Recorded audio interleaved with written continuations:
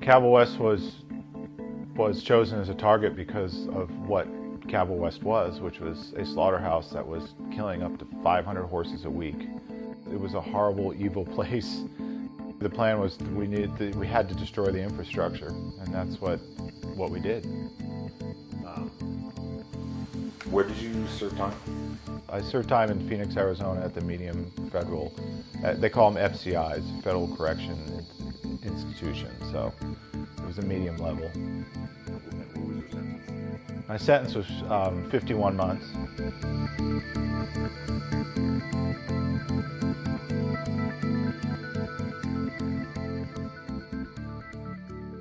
I mean, I think whenever I'm doing any actions, whether it's any animal liberation actions, it's to me, even though you may be saving a particular animal, there's always a bigger picture involved with the whole thing. I always feel like that if you're a person that is going to have the heart to go out and defend an individual animal, how can you not have the heart to see the whole picture of what's really going on in this world when we're in the 6th mass extinction right now.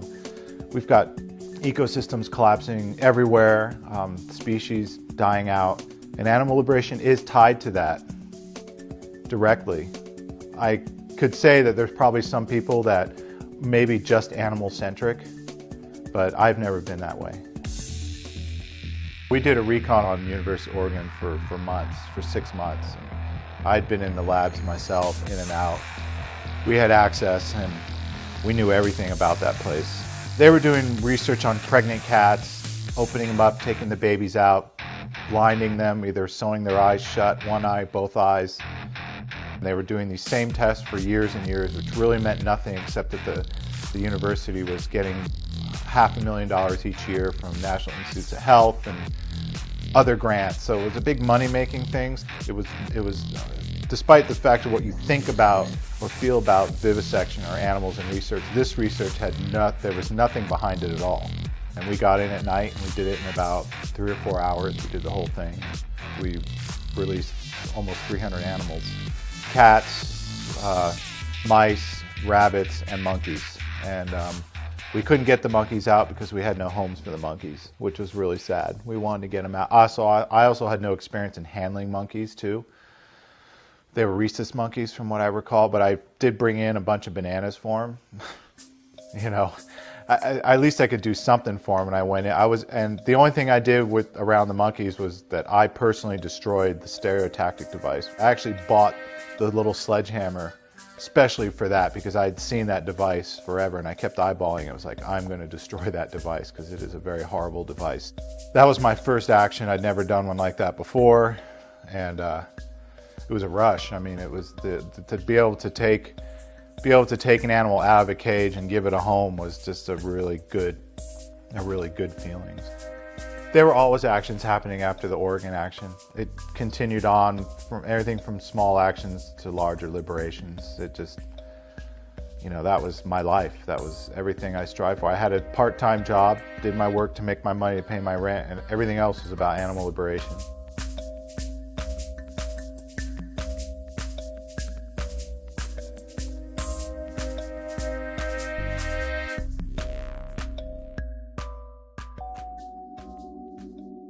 The thing that was interesting was a lot of the people that I was hanging around with were very smart people who were very educated, and I listened and learned from them, and I started understanding what was really going on and understanding more about ecosystems and how important things were and this and that. And as I started to understand that, I started putting it all together like a puzzle.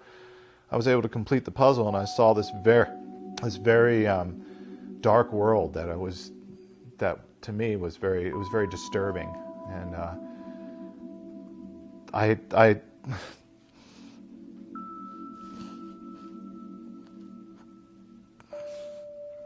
sorry.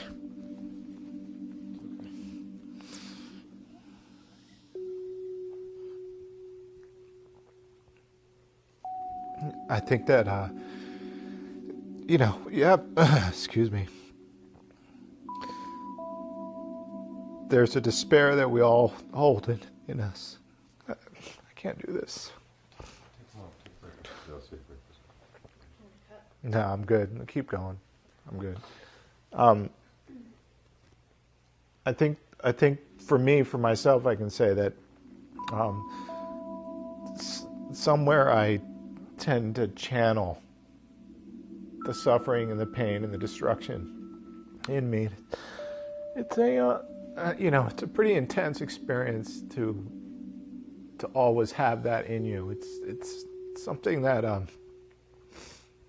I always say that in a lot of ways I prefer to be aware and be in touch with my despair than to be unaware and not in touch with what's going on.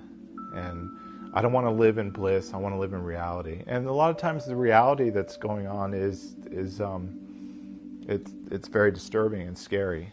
And so the only way I could channel that is to do something about it.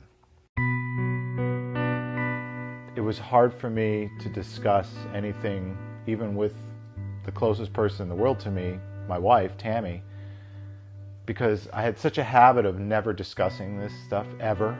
It was just, I just didn't talk. No one knew about people closest to me. No one knew. Maybe people suspected things about me, but I didn't talk to anyone about it. No one knew anything. So I didn't share with my wife anything about my illegal past. So when things started falling apart, I still did not admit that I was involved in anything until the FBI came and arrested me, and then it was clear, obviously. I was here at home, actually. My wife was in Seattle visiting her daughter, and it was a blizzard outside at the time because it was in January. And I went to plow the road, but before I plowed it, I decided I was going to go up and get lunch up at the local restaurant in town.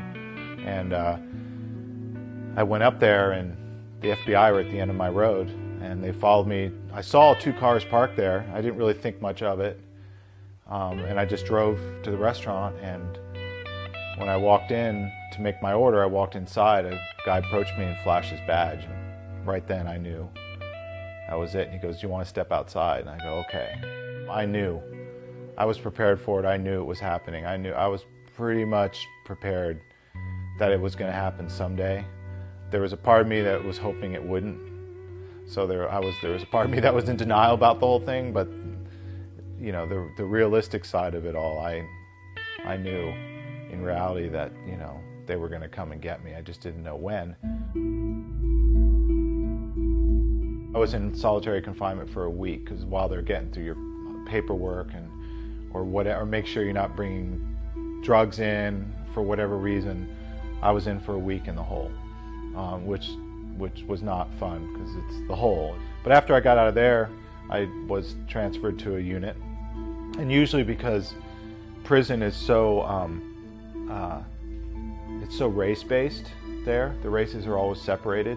The first thing when I walk in, all these white guys, they come up to you and they give you your shower shoes and they give you soap, and everyone supplies you up with what you need until you are able to get your own property or get to the store and get your own stuff. So usually that's how it is. You get set up and you get celled up and you just sort of try and figure out how to go around things and get around the place. And but then when I finally got home and was back here, it was definitely, at first it was definitely a shock, just almost not only emotionally but visually, because of being in prison and the sterile atmosphere and all the concrete and everything was hard, and you know, it was just, there was no carpeting anywhere, none of this stuff, you know, plastic chairs. And then coming back to my home with, you know, comfortable chairs and beautiful view, and you know, it was definitely a change, you know,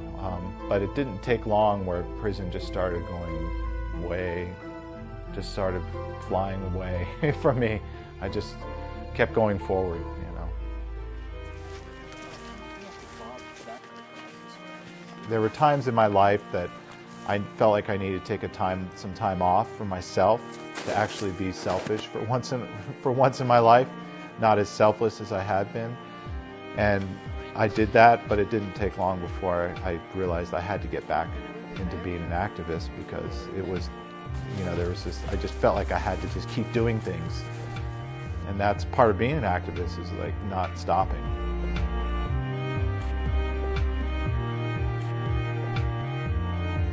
On this planet itself, without humans, the animals and the environment would thrive.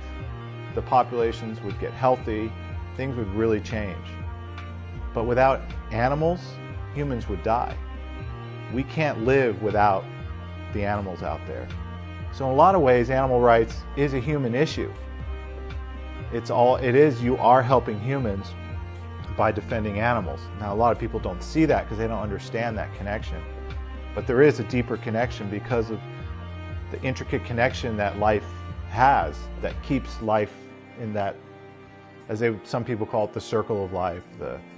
What keeps biodiversity alive is every single creature, every single plant, everything on this planet has a place. So by protecting those things, you're protecting humans.